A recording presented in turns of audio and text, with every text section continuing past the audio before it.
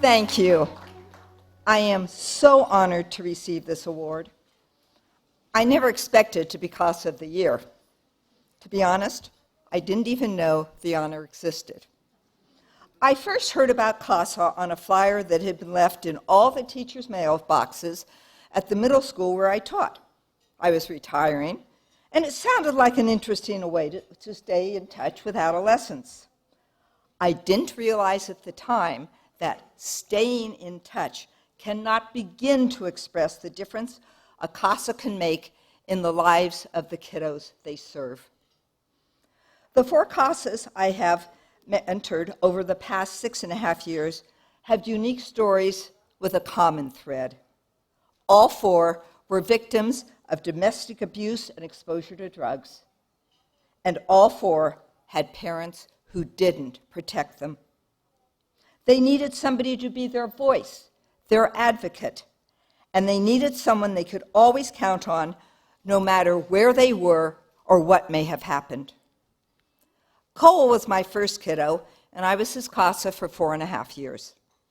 By the time he was 18, he had been in 26 placements and expelled from 4 of the 5 high schools he attended.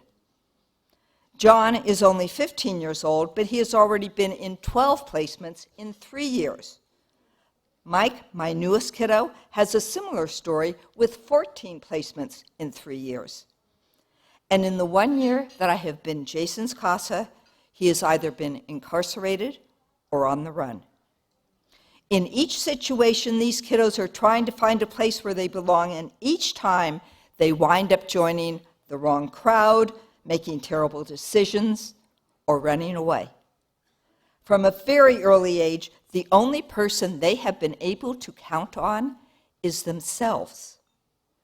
First and foremost, my kiddos needed somebody to be their advocate in court and at school because they had what at best could be called a Swiss cheese education.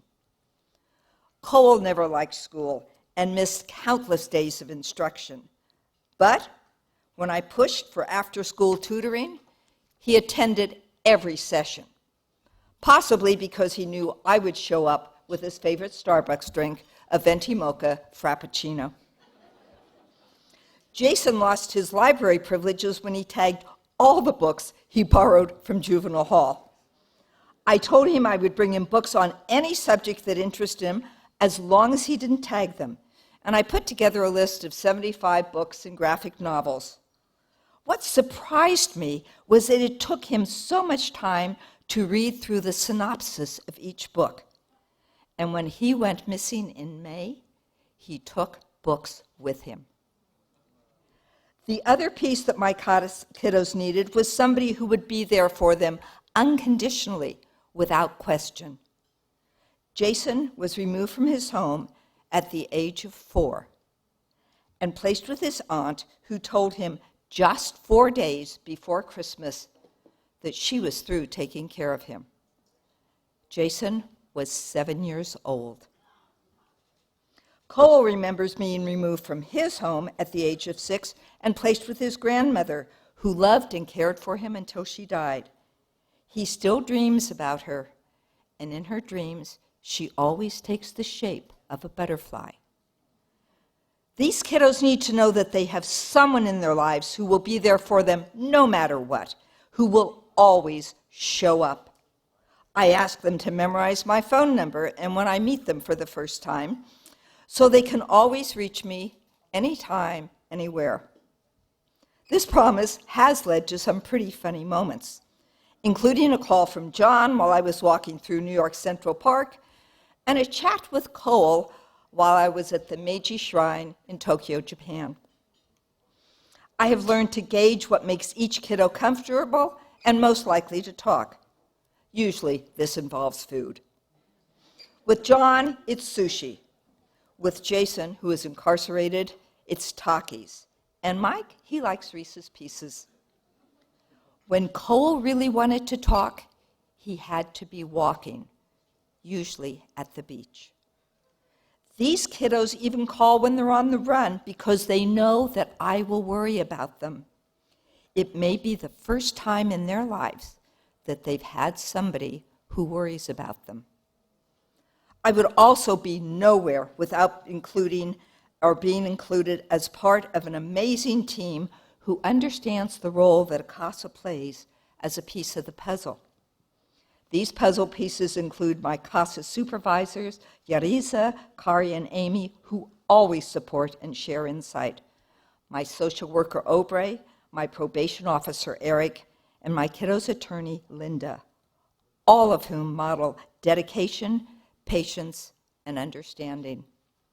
And then there is the incomparable Judge Arthur, who creates an inclusive courtroom and considers each kiddo as an individual in need of support and hope.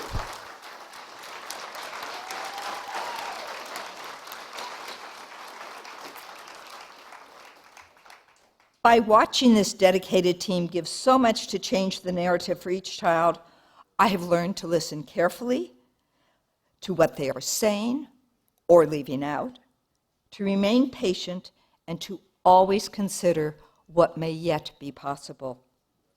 My family is also a part of this work, willing to move their events and activities if I have a court date. So much of what has shaped my kiddos' lives are things over which they have no control, things that ultimately led them down the road that we find them on today. If they had been given a different set of circumstances, they might now have a very different story. As it is, their stories are difficult, heartbreaking even, and there is no magic wand. But sometimes there is a sliver of hope.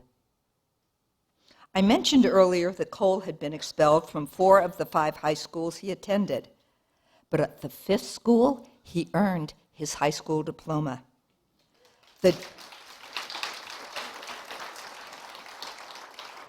The day of his graduation would have been such a proud one for his grandma, and the ceremony was one of the most touching I have ever attended. His mother even came, and she was elated because Cole is the only member of her family to have ever graduated from high school. As perfect as the ceremony was, the day only got better. Cole found me at the reception afterwards and gave me a flower, just like the ones the graduates presented to their mothers at the ceremony. Cole had asked for a second flower for me. It was one of the most poignant moments in my life. That moment, that ceremony, that flower is the power of CASA, and it is an honor to be a part of it. Thank you.